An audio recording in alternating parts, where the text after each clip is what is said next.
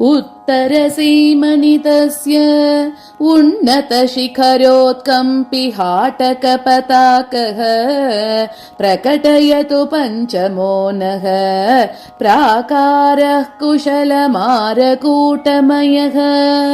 प्राकारयोश्च मध्ये पल्लवितान्यभृत पञ्चमोन्मेषा हरिचन्दन द्रुवाटी हरदाधामूलमस्मधनुतापम् तत्र नभश्रीमुख्यैः तरुणीवर्गैः समन्वितः परितः वज्राटहासमुखरो वाञ्छापूर्तिं तनोतु वर्षर्तुः मारुतयोजनदूरे महनीयस्तस्य च उत्तरे भागे भद्रं कृषिष्टषष्ठः प्राकारः पञ्चलोहधातुमयः अनयोर्मध्ये सन्ततम्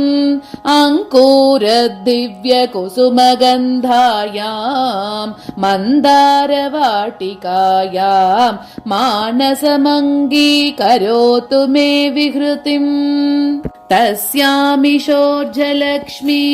तरुणीभ्यां शरधृतुः सदारमितः अभ्यर्चयन् सजीयात् अम्भामामोदमेधुरैः कुसुमैः तस्यर्षि सङ्ख्ययोजनदूरे देदीप्यमान शृङ्गौगः कलधौतकलितमूर्तिः कल्याणं दिशतु सप्तमः सालः मध्ये तयोर्मरुत्पथ लङ्घितविटपाग्रविरुतकलकण्ठा श्रीपारिजातवाटी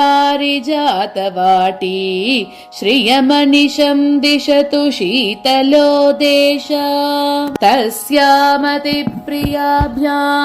सह केलन् सहसहस्य लक्ष्मीभ्यां सामन्तो जशकेतोः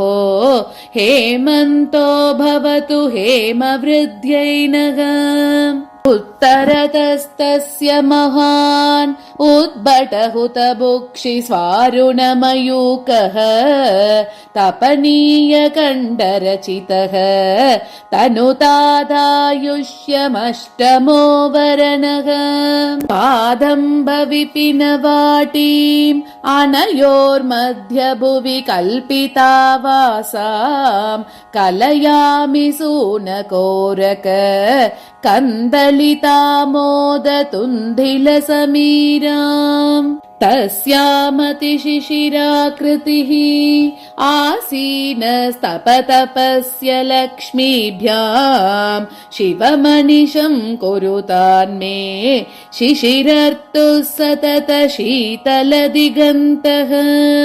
तस्यां कदम्बवाट्यां तत्प्रसवामोदमिलितमधुगन्धम् सप्तावरणमनोज्ञम् शरणं समुपैमि मन्त्रिणी शरणम् तत्रालये विशाले तपनीयारचिततरलसोपाने माणिक्यमण्डपान्तः महिते सिंहासने मणिकचिते बिन्दुत्रिपञ्चकोण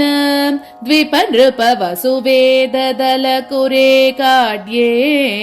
चक्रे सदा निविष्टां षष्यश्च त्रिंशदक्षरेशानीम्।